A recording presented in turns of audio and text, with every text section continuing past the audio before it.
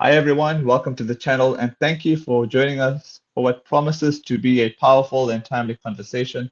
Today, we are honored to be joined by Nicholas Nyati, the federal chairperson of the DA Youth, a leader whose journey from student activism to national politics reflects a deep commitment to principled, merit-based leadership as South Africa navigates a complex political landscape shaped by coalition governance, rising youth unemployment, and growing public frustration. Voices like Nicholas Nyati's are critical in helping define what the future holds, especially for the next generation. In this live chat, we go beyond headlines and sound bites to explore real solutions, hard truths, and bold ideas about leadership, opportunity, and the new South African dream. Nicholas, welcome and thank you for joining us. Thank you very much for having me. Greetings to you and to the people streaming from home. Thank you. I'm honored to really have you and to get the ball rolling with you, Nicholas. You've risen through student leadership into a national role. What core principle has guided your leadership journey, and how has it evolved in today's complex political climate? My core political principle has always been based on my name. My name was given to me by my father. He wanted to name me Ngululeko, but my mom said, nope. Okay. I have an uncle who's Ngululeko and he drinks a lot. So my mom said, no, no, no, you can't name my child Ngululeko. Then he wanted to name me Freedom. And my mom again said, nope, I don't want my child in politics. So he named me Nicholas. Nicholas means victory for the people. It's a Greek name. After he passed away, I took that name and I told myself that I'm going to dedicate my life in following my name, which is Victory for the People. So I've always been guided by what I think is correct to liberate the people. Awesome. 2 years into the government of national unity, do you believe it is genuinely delivering for young South Africans, or are we seeing more compromise than progress? Uh, this question will get me into trouble because politicians are always taught you must spin and say, no, the DA is better than these ones. But for for the sake of honesty, I'm going to be frank. The GNU, most of us had hope in it. We had hope to say, finally, things are going to change. The reality is that some things have changed, but they're not changing at a pace that is fast enough to address Hmm. the challenges that South Africans are facing. For example, if you look at the stats for teenagers who fall pregnant who are still in primary school, they're not going down. Instead, they're going up. You see 10-year-olds giving birth. And we have a minister of basic education as the DA. We should be doing more in that department. Policies that are going to kill the sector, like the Bella Bill, we're supposed to be opposing those policies because they impact on the life of young South Africans. And I think these are the small things that we thought when we're in government, it would be easy to fast track them. And the sad thing about government is that because you have different spheres of government, you're local, provincial, and national, people expect you because you are a government of national unity, we can't have potholes in our communities. We can't run out of water. Yet that's a local government competency. So the government of national unity is there, but I believe that more can be done in terms of policy, more can be done in terms of service delivery, and also more can be done in holding the ANC to account and the DA implementing its policies in government. Awesome. South Africa's youth unemployment crisis is often called an emergency. What are the practical, immediate actions you believe can shift this reality within the next 12 to 24 months? Look, there's no magic pill. Like there's no magic pill. But when it Mm, comes, the first thing that we need to understand is that government does not create jobs. Government mm, needs to create a conducive environment that allows business to thrive, then jobs will be created. But our government has this misconception that they think, vote for us and we'll give you jobs. No. mm. Government needs to change its policies and remove the red tape to make it friendly for businesses to operate in our communities. In the next 12 to 24 months, the most important intervention that we can do is through the local government elections. Local government plays a vital role in us creating jobs and in us enabling government or business to thrive. I mean, who wants to start a business in Johannesburg, for example, where streetlights are not working, where there's no access to water? Your business will fail if there's no access to water, there's no access, permanent access to electricity. So in the next 12 to 24 months, local government is interventions will be very important. If we can get good people to govern at a local government level and have people at national putting in reforms, putting in policies that enable business to thrive, and also removing the red tape. But also, business has a responsibility. South Africa is a country that has inequality. So, business can't just come and take. They need to understand the context that they are finding themselves in, which is South Africa. All right. I have a comment question for you here, which kind of connects to what I just asked you now. This is from just Rishika. Hi, Nicholas. How would you empower a youth because they are the future of our country? What is a contingency plan to curb unemployment because that's the root of all problems currently? As I've said before, we need to look at different things. When we look at the Okay. education aspect, people say, no, we need to reform the education and all of, no. What we need to do is to go back to the basics. The basics being our TVET colleges, people look down on them, yet they are very Mm, important. South Africa okay. is running out of water. Our water losses in Johannesburg are more than 50%. In Nelson Mandela Bay, they're sitting at 48%. But if you had capable, trained plumbers, you could address the challenge. You look at countries like Germany, how they built their economies. It was based on practical skills. So we need to go back to TVET colleges and get young people to get practical skills. I'm not saying people must not go and study arts or Yeah, yeah. political science, but we need practical skills to address the practical challenges. You do two things. You are helping us save water, but at the same time, you are creating job for yourself. When you create that job for yourself, fixing that water leak, you are attracting business to come and invest in that process. That's the one aspect. The second aspect is that government alone is not going to do it. We need our communities to work with government in addressing these challenges because the crime that is chasing away business is done by our brothers and sisters. The incompetence, the potholes, the street lights that are not working, it's done by our brothers and sisters. The electricity outages where people steal cables, it's done by our brothers and sisters. So we need a whole society approach where government comes into the party, residents come into the party, and civil society organizations come into the party. So to curb all the challenges that have to do with youth unemployment. The first thing is to make the youth believe because our youth has lost hope. They've lost hope. Young people are angry and Yeah. they've given up. We need to tell them that it can be done. We've seen countries do it before. And South Africa has so much potential, and the drivers will be young people. And this conversation, this is part of addressing those challenges because we get to exchange ideas and also we get to look at different approaches on how we, working together, can address the challenges that we face. Yeah, sorry. I think she was trying to probably ask you, yeah, do you have plans to create recreational activities for the youth? Recreational activities are very important. And when we speak about the youth and recreational activities, we need to start at a basic education level. What happens to a child when they leave, let's say they're in grade 4? What happens when they leave the classroom? Mm, What happens during that time? So, recreational activities for the youth start with addressing that question. We need recreational centers in our society, in our communities. These recreational centers can teach kids, the youth, they can teach them important skills. I always argue with my friends and say, the saddest thing is seeing unemployed graduates.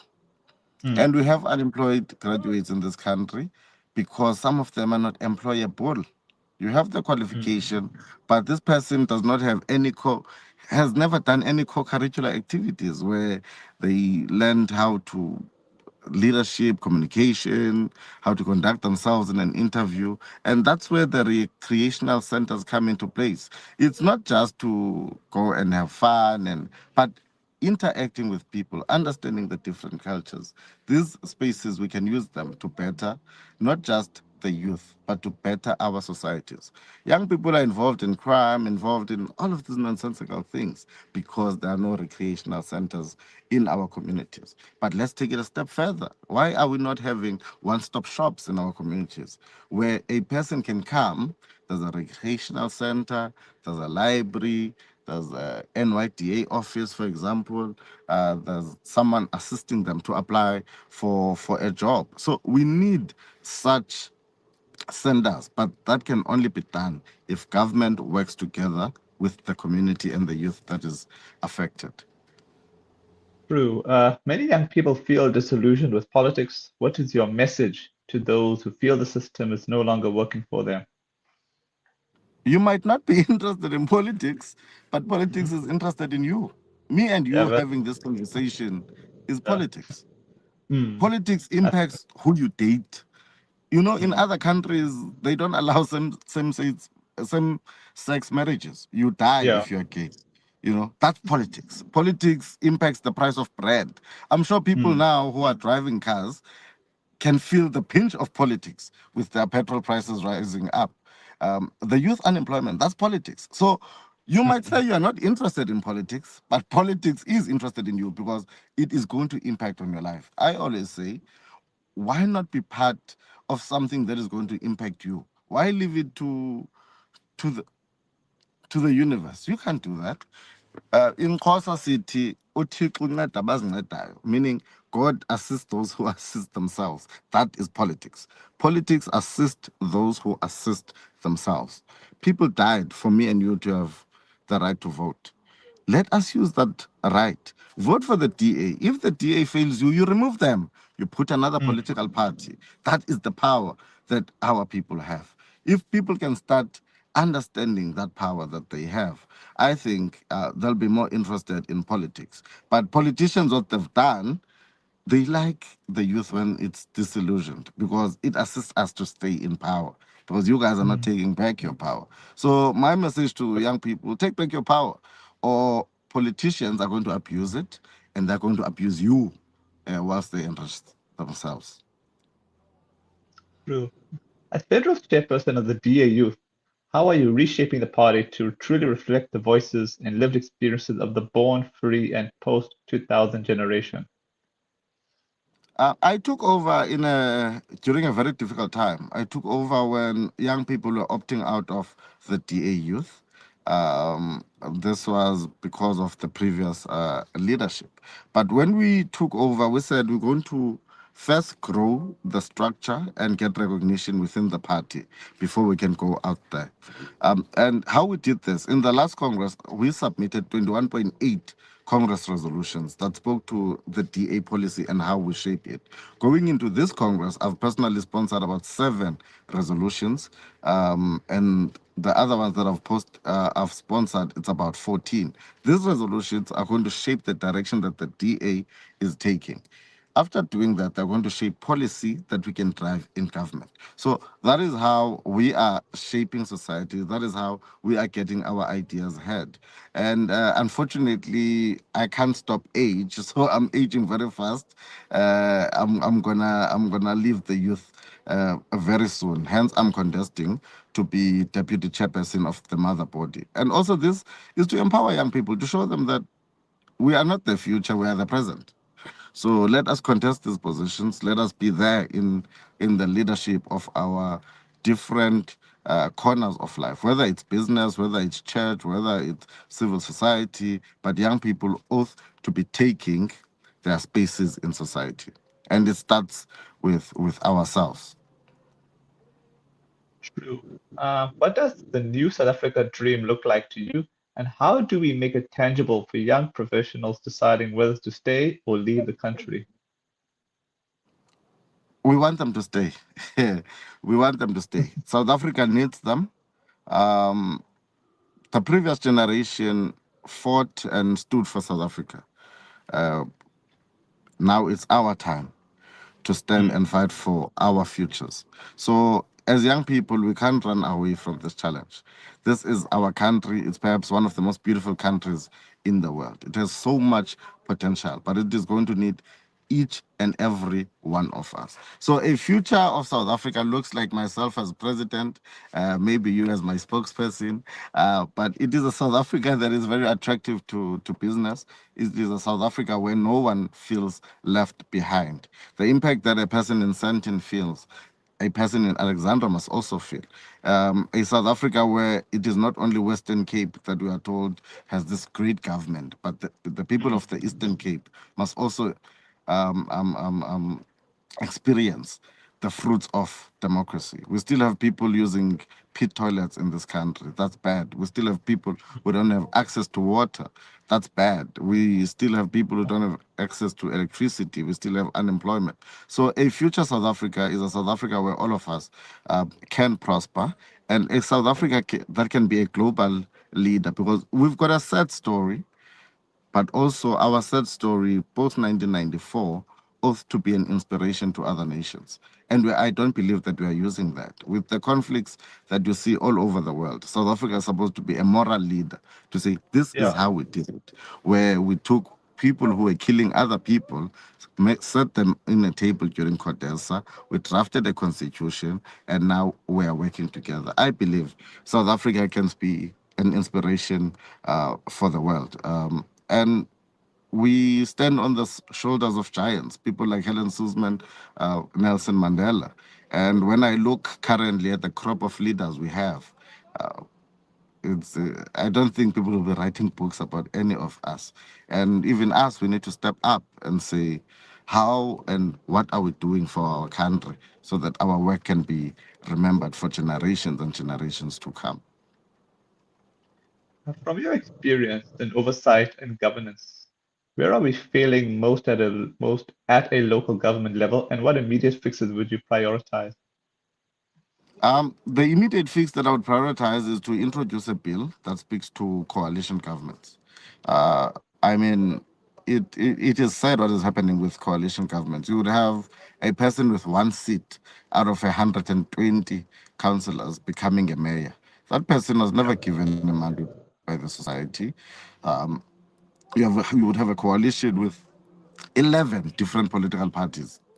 These political parties believe in totally different things. And if one of them does anything wrong, the other one can't say you did something wrong because they still want to remain in power.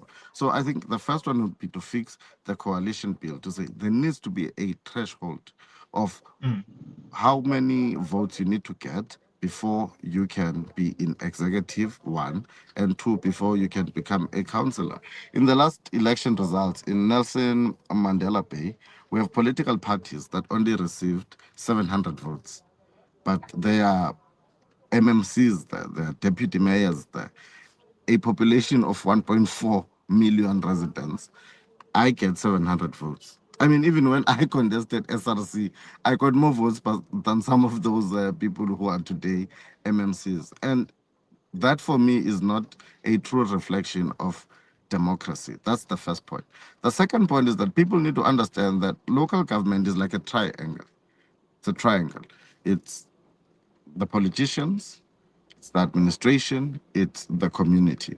If you go to IDPs are regulated by the MFMA, Municipal Financial Management Act. So the IDP, Integrated Development Plan, is supposed to be where people voice out what they want to see in their communities. That then gets taken, influences the vision of the city, influences the budget of the ward and the budget of the city. You would go to an IDP. When you get there, the only people that are there, it's SMMEs or tenderpreneurs who are crooks. But the community is not there to influence the budget. So the community themselves need to understand that government can be held accountable, can be directed by our residents going and attending these meetings. The second one, politicians need to stop politicking. Let's Mm. depoliticize politics. Let's depoliticize politics. We must never have a situation where the DA says we're only gonna cater for those who vote for us. That is nonsense. People must understand you have a responsibility the minute you take an oath of office as a councillor, as a mayor, or whatever, that you are going to serve each and every resident. The third aspect, when it comes to administrators, politicians get breadcrumbs in terms of corruption. The people who benefit the most are the administrators because they're the ones who click accept, they're the ones who click payment, they're the ones who sign off the tenders. Administrators, there is no consequence management to them, to their wrongdoing. You would have a person accused of stealing money, they get promoted. You saw with the Madlanga Commission, people like Sibia gets fired in Tswane, in Joburg, sorry, gets promoted to a deputy national commissioner. That cannot be. There needs to be consequence management for anyone who steals money that was meant to assist the residents. Because that money that you stole is a matter of life and death to someone who has nothing to eat in our communities. Yeah, just to confirm with you regarding the threshold, I think there is a bill on it, up to 1%, isn't it? The minimum. Yes, they're still fighting it in parliament because the Okay. smaller parties don't want it. I mean, look at Tswane, Nasipi Mm. Moya, fourth biggest party, they take the mayor. What? What? Like, you can't make this up.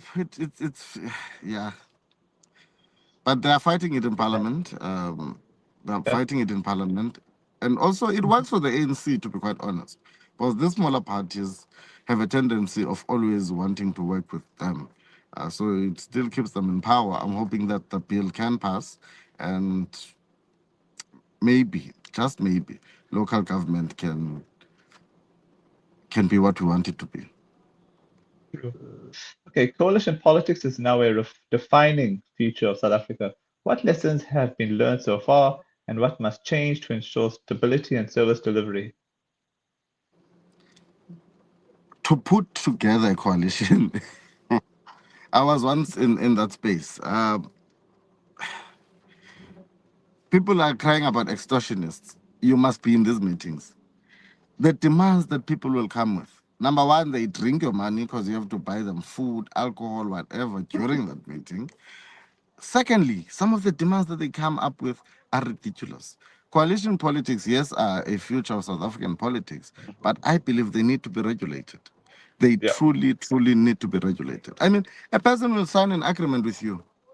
2 months later, they have a motion of no confidence on you, not because you did anything wrong, but because yeah, you are no longer buying them alcohol or you're no longer massaging them when they want a massage, and they collapse the whole municipality. So, coalition politics must be accepted. We accept them, um, but they need to be regulated. Also, with residents, if people were voting, we would avoid a lot of this coalition politics because the threshold is impacted by the number of people who actually go out to vote. So the higher the number of people who go out to vote, the higher the threshold, and that way we mm, will kill the small parties that are forcing us into coalitions. For the future of South Africa, I have my own thought. I think that South Africa going forward, we're going to have a merger of political parties. Those who believe in a non-racial, non-sexist South Africa, those who believe in the constitution, those who believe that we can work with, we are a capitalist state, but that has social responsibilities. Then mm, on the other side, we're going to have political parties that believe in the nationalist agenda, where we only represent black people and we want socialism. Karl Marx, Lenin, this is what they said. So South Africa, when I look at it, is going into that space. We're going to, in the future, have a battle of different ideologies. Those who want us to remain as a rainbow nation and those who want us to be in South Africa only for a certain people. So that will also impact a lot on our coalitions and also on our politics. in a world of quick headlines and social media soundbites, how do you maintain authenticity and substance in your leadership communication? I So one of my greatest heroes is Helen. I love that old lady a lot. I call her Gogo.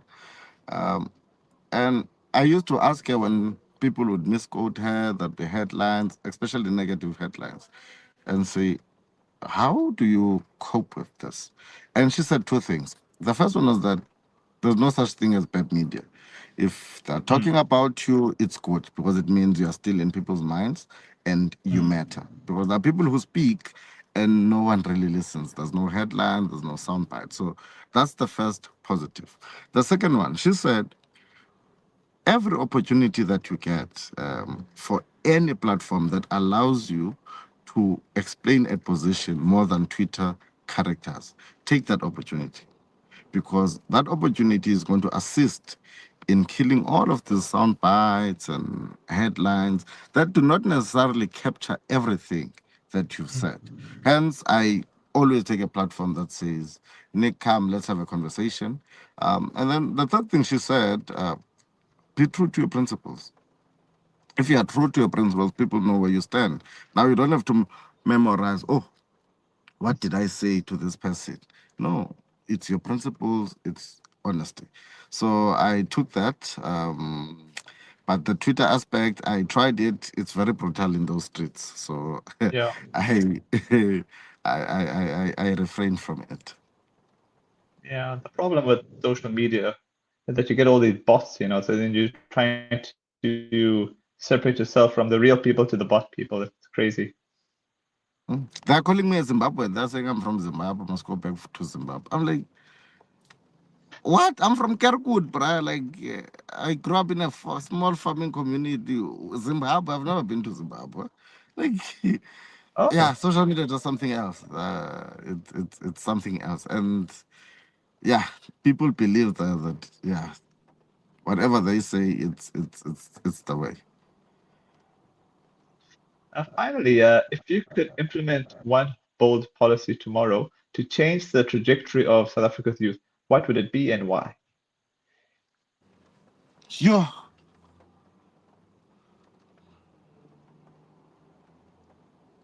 this is a tough one. It's a tough one. I think if I were to change one policy, I think I would change the equity bill. I would change it because the equity bill says your business or yes, your business Mm, has to follow the population stats of that area.